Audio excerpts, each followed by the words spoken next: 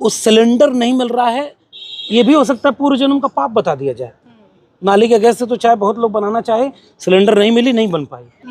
कई लाख करोड़ एनपीए माफ कर दिया पूंजीपतियों का। पूरे देश में सरकारी संस्थानों को पूंजीपतियों के हाथों बेच दिया।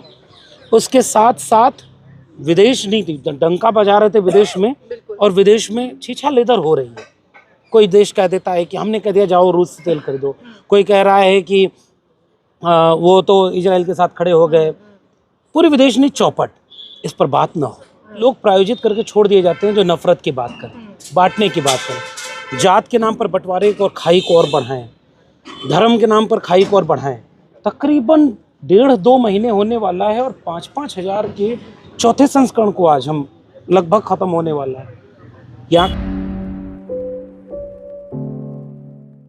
जिस दौर में शिक्षा को बर्बाद किया जाए, समझदारी पर सवाल उठाए जाएं और कलम और किताब पर पहरेदारी बढ़ जाए, ऐसे वक्त में लोग किताब पर बात करेंगे, उसे खरीदेंगे, पढ़ेंगे और उस पर चर्चा करेंगे। ये किसी भी लेखक के लिए या सोचने समझने वाले व्यक्ति के लिए सबसे बड़ी उम्मीद होता है। जिस दौर में हुकूमत के शह पर हर हाथ में तलवार और हथियार बांटने का प्रचलन हो, उस वक्त, उस विपरीत दौर में हर हाथ में कलम और किताब देखने वाले इस बात से बहुत खुश होंगे, मुतमईन होंगे कि आज भी किताब पर होने वाले कार्यक्रम में दिल्ली में इतना हुजूम आ सकता है। बड़े बड़े बुद्धिजीवी इस पर बात कर रहे हैं। मेरी पहली किताब प्रोफेसर की डायरी, उसने भी मुझे ये हिम्मत दी। और आप यकीन मानिए कि हिंदी की दुनिया में बीते लंबे अरसे में एक गंभीर किताब पर इतनी चर्चा हुई हो, इतना लोगों ने उसे खरीद कर पढ़ा हो, ये हिम्मत बढ़ाने वाला था। मेरी दूसरी किताब थोड़ी गंभीर और तथ्यों के साथ, एक ऐसे विषय पर जिस पर धारणाएं ज़्यादा हैं, सूचनाएं कम हैं। इस विषय पर जब किताब लिखी तो एक मन में चिंता थी कि इसको कौन पढ़ेगा, कितने लोग पढ़ेंगे। लेकिन मैं इस बात से बहुत आशान्वित हूँ, हिम्मत मिली कि इस पर भी तकरीबन 1.5-2 महीने होने वाला है और 5-5 हज़ार के चौथे संस्करण को आज हम लगभग ख़त्म होने वाला है। ये आंकड़े तो बहुत कम हैं, लेकिन किताबों की दुनिया के हिसाब से ये आंकड़े बहुत ज़्यादा हैं। सर, आज की दुनिया के हिसाब से बिल्कुल, आप आज की दुनिया में जो धुरंधर, मैं जैसे अपने इंट्रो में कहा कि धुरंधर जैसी फिल्में जब यहाँ प्रोपेगेंडा सेट कर रही हैं, तब आपकी किताब इस चौथा संस्करण अपना लेकर आ रही है। ये बहुत बड़ी बात है। एग्जैक्टली। और धुरंधर तो जिस अर्थ में आप इस्तेमाल कर रही हैं, मैं उसी को और इलोबरेट कर दूं कि जिस दौर में हुकूमत 3 चीज़ों पर टिकी हो, झूठ, फूट और लूट, तो झूठ के खिलाफ सच बोलने वाली किताबें, या लोग फूट के खिलाफ जोड़ने वाले लोग, कि लोग एकजुट हों जात से जमात की ओर। मेरी किताब के नीचे आप देखेंगे लिखा हुआ है जात से जमात की। डॉक्टर लोहिया जाति तोड़ो और जमात जोड़ो कहते थे। Doctor Baba Saheb Ambedkar annihilation of cast की बात करते थे। ऐसे दौर में एक वैचारिक किताब और उसे इतना प्रेम, तो ऐसा लगता है कि वो जो सत्ता प्रायोजित प्रोपेगेंडा है, वो तो सत्ता की वजह से चर्चा में है। कल सत्ता जाएगी, वो प्रोपेगेंडा ध्वस्त हो जाएगा। और तथ्य के साथ, तर्क के साथ, समता और न्याय के विचार के साथ जो एक दर्शन या संघर्ष या किताबें हैं, मुझे लग रहा है आने वाला कल उन्हीं का होगा। ये जो लड़ाई समानांतर चल रही है, जिसका आपने जिक्र किया कि अभी जात से जमात की ओर, इसको लेकर भी जो लोग हैं, जिसको जिस तरीके से समझ रहे हैं, अगर वो सिर्फ इस वर्ड को पकड़ ले कि जमात की बात यहाँ की जा रही है, तो भी आप पर गाज गिर सकती है। कि जिस तरीके से उत्तम नगर में जो कुछ हुआ, आपने देखा होगा कि किस तरीके से यहाँ पर एक समुदाय है जिसको अपना त्यौहार मनाने के लिए कोर्ट से परमिशन लेनी पड़ती है। वहाँ से कहना पड़ता है कि देखो हमारे साथ किसी तरीके की कोई व्यवहार ऐसा ना हो जाए कि हमें फिर दिक्कत हो जाए। वहाँ एक बच्ची जो पहुंच रही है, वो खून की होली खेलने के लिए वहाँ पहुंच रही है।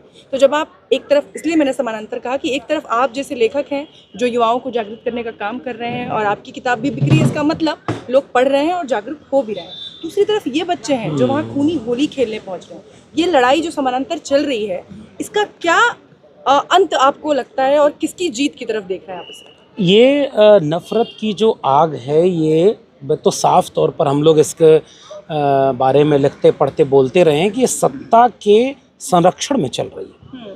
हुकूमत में जो लोग बैठे हैं वो 2 काम एक साथ कर रहे हैं। वो आरएसएस के सपनों का भारत बनाना चाहते हैं, जिसकी बुनियाद में ऐसे ही लोग पैदा होंगे। वो अपने विचारक, जिसको खुद वो सावरकर को वीर कहते हैं, फिर वीर भारत रत्न सब दिलाते हैं, हुकूमत बदलेगी तो फिर वो माफी वीर हो जाएंगे। हुकूमत जब हिंसा के लिए लोगों को उकसाए, उनको संरक्षित करे, बलात्कारी जेल से बाहर आए तो उन्हें माला पहनाए और जातिगत वर्चस्व को फिर से स्थापित करे, ऐसे लोग प्रायोजित करके छोड़ दिए जाते हैं जो नफरत की बात करें, बांटने की बात करें, जात के नाम पर बंटवारे को और खाई को और बढ़ाएं, धर्म के नाम पर खाई को और बढ़ाएं। हमारे जैसे लोगों की और आप जैसे लोगों की भी इस वक्त जिम्मेदारी बढ़ जाती है कि इस खाई के बढ़ाने के खिलाफ बोलें। जात मजहब की खाई जो बढ़ाई जा रही है उसका फ़ायदा मुट्ठी भर लोगों के हाथ में है, इसीलिए वो चाहते हैं जात पर बात ना हो। लेकिन जाति पर बात ना हो या जाति जनगणना ना हो या लक्ष्मण यादव की किताब पर बात ना हो, ये वो लोग चाहते हैं जो जात के नाम पर प्रिविलेज में हैं, जाति के नाम पर लाभ ले रहे हैं। वही कहते हैं कि जात तो अब है ही नहीं, अब तो गरीब अमीर है। इसका मतलब ये है कि वे लाभार्थी समूह मुट्ठी भर हैं। ऐसे ही धर्म के नाम पर मुट्ठी भर लोग चाहते हैं कि दो धर्म आपस में लड़ते रहें, त्योहारों को लड़ा दो और इंसानों को लड़ा दो, ताकि ये जब पूरी जनता आपस में लड़ती रहेगी तो हुकूमत में बैठे लोग पूरे देश को लूट करके जो अपने दोस्तों को दे रहे हैं, इस पर सवाल ना पूछा है। कई लाख करोड़ एनपीए माफ़ कर दिया पूंजीपतियों का, पूरे देश में सरकारी संस्थानों को पूंजीपतियों के हाथों बेच दिया। उसके साथ साथ विदेश नीति डंका बजा रहे थे विदेश में, और विदेश में छीछा लेदर हो रही है। कोई देश कह देता है कि हमने कह दिया जाओ रूस से तेल खरीदो, कोई कह रहा है कि वो तो इजराइल के साथ खड़े हो गए। पूरी विदेश नीति चौपट, इस पर बात ना हो। देश में शिक्षा, रोजगार, स्वास्थ्य चौपट, इस पर बात ना हो। गरीब मर रहा है, मरे, उस सिलेंडर नहीं मिल रहा है, ये भी हो सकता है पूर्व जन्म का पाप बता दिया जाए। नाली के गैस से तो चाहे बहुत लोग बनाना चाहे, सिलेंडर नहीं मिली, नहीं बन पाई, एफआईआर भी हो गई। वहाँ एफआईआर भी हो गई। तो एक पूरे देश को नफरत में तब कामयाब होंगे ना झोंकने में, जब कलम किताब बर्बाद होगी। मैं उत्तर प्रदेश से आता हूँ, हम लोग तो इसके लिए लड़ाई लड़े। कंपोजिट स्कूल बंद करके कंपोजिट ठेका खोल रही है कौन सरकार? जो धर्म के नाम पर चल रही है। उत्तर प्रदेश में 27,000 के आसपास सरकारी स्कूल बंद किया गया, ताकि भीड़ जो पैदा हो ना, समझदार ना हो, शिक्षित होगी, जागरूक होगी तो सवाल करेगी कि स्कूल बंद क्यों कर रहे हो, ठेका खुलवा रहे हो। नशे की गिरफ्त में पूरा समाज जा रहा है। उन्हीं में से कुछ लोगों को प्रायोजित करके मुसलमानों के खिलाफ भड़काओ, बाकी जातियों में जो समानता की बात करे उनको जातिवादी कह दो, जैसे जाति जनगणना की मांग को कह दो कि ये तो जातिवाद बढ़ाने वाला है। आज का दिल्ली का ये कार्यक्रम, ये उस प्रतिरोध में शामिल एक कार्यक्रम है। मेरा लिखना भी उसी प्रतिरोध में शामिल है। मैंने प्रोफेसर की डायरी लिखी, तब भी ये पूरे देश को आगाह किया था कि 2 साल पहले जो मैं खतरा बताया था वो आज तो और बढ़ गया। जब मैंने किताब लिखी थी तब गोबर लीप करके एसी का विकल्प नहीं बनाया जा रहा था, गोबर खरीदने पर रिसर्च नहीं किया जा रहा था, आरएसएस पूरी तरह कब्जे में शिक्षा व्यवस्था को नहीं लिया था, सिलेबस पूरा बदल करके चौपट नहीं किया जा रहा था, पाखंड अंधविश्वास को शिक्षा में इंट्रोड्यूस नहीं किया जा रहा था, सरकारी शिक्षा को बेच करके प्राइवेट हाथों में फीस महंगी, सीटें कम, ये नहीं किया गया था। 2 साल बाद तो दिख रहा है कि प्रोफेसर की डायरी रिलेवेंट हो गई। ऐसे ही एक समय जब लोग जाति जनगणना किताब पढ़ेंगे तब ये समझेंगे कि ये तो न्याय और समता की किताब थी। ये तो सबको समानता और न्याय मिले और इंसान जुड़े। मेरी किताब के फ्लैप पर संत कबीर का एक दोहा है कि कबीर कुआं एक है, पानी भरे अनेक, और बर्तन में ही भेद है, पानी सब में एक। ये जो एक करने की कोशिश है, ये 25 साल बाद, 50 साल बाद लोग जब इस दौर का इतिहास पढ़ेंगे कि पूरे देश को अंधविश्वास, पाखंड, हिंदू मुस्लिम के झगड़े में, नफरत में, मुट्ठी भर जातियों के हाथों पूरे वर्चस्व और संसाधन सौंप देने में जब झोंका जा रहा था, तो कौन था जो लड़ रहा था? कोई प्रकाशक था जो विपरीत परिस्थिति में सवाल उठाने वाली किताबों को छाप रहा था। कोई हमारे जैसे लेखक और भी लेखक हैं, वे उस नफरत की और बंटवारे की साजिश और राजनीति के खिलाफ खड़े थे, नौकरी गंवाकर। आप जैसे पत्रकारों का नाम आएगा कि वो उस नफरत वाले प्रोपोगेंडा में शामिल होने की बजाय जनता के पास खड़े थे। हम सारे लोग एक परिवार के लोग जो इंसाफ और इंसानियत में यकीन रखते हैं।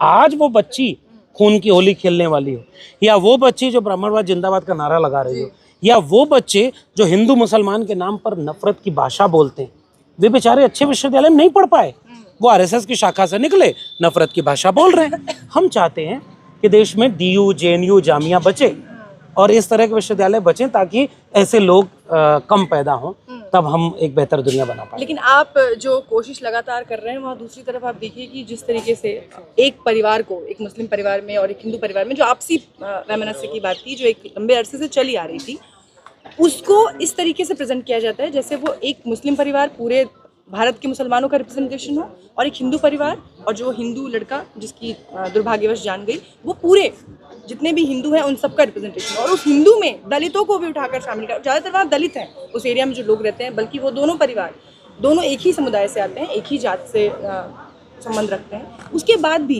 रिप्रेजेंटेशन ऐसे पेश किया जा रहा है जैसे पूरे भारत का स्वरूप है ये और यही होने वाला है। और उन लोगों में जो वहाँ लोग रह रहे हैं, दबी आवाज़ में उनके अंदर ये डर भी घर कर गया है कि अगली बारी शायद हमारी है। अगर ये जो आ रहे हैं यहाँ भगवाधारी, अगर ये नहीं आएंगे तो शायद हम सुरक्षित नहीं बचेंगे। मेरी किताब पढ़ेंगे लोग तो उसमें एक बात का जवाब मिलेगा कि सांप्रदायिक ध्रुवीकरण ये इसीलिए किया जाता है कि दो धर्मों को आपस में लड़ाओ और दोनों धर्मों के ताकतवर लोग उस ताकत के हिसाब से अपने में लड़ते रहें।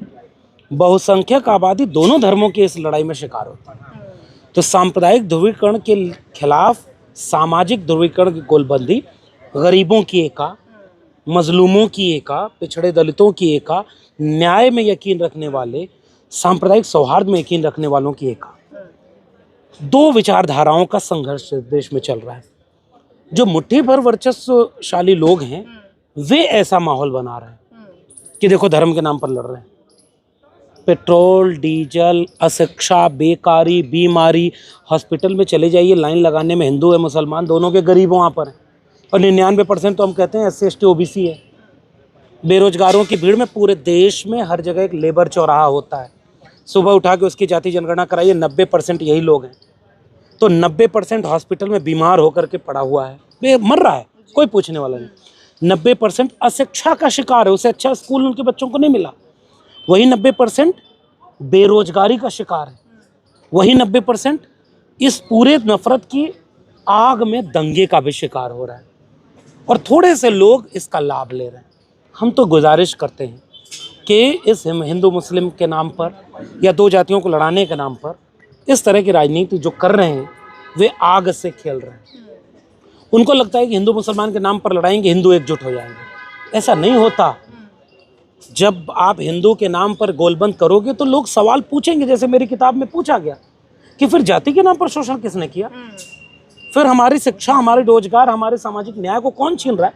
देश के 100 अरबपतियों में हम कहाँ हैं, देश के सुप्रीम कोर्ट के 100 जजों में, हाई कोर्ट के जजों में हम कहाँ हैं, 90% आबादी, देश में मीडिया में हम कहाँ हैं। तो ये तो फिर मुसलमान तो नहीं मिलेगा दुश्मन।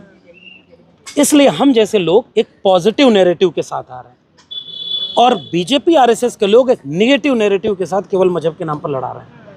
और हम हमेशा यकीन रखते हैं झूठ हारता है, सच जीतता है, नफरत हारती है, मोहब्बत जीतती है और गैर बराबरी के खिलाफ बराबरी की जंग जीती जाएगी। हाँ, दौर कई बार विपरीत आता है। हुकूमत उनके पास है, सत्ता उनके पास है, संसाधन उनके पास है, मीडिया उनके पास है, इसलिए लग रहा है कि वो जीत जाएंगे।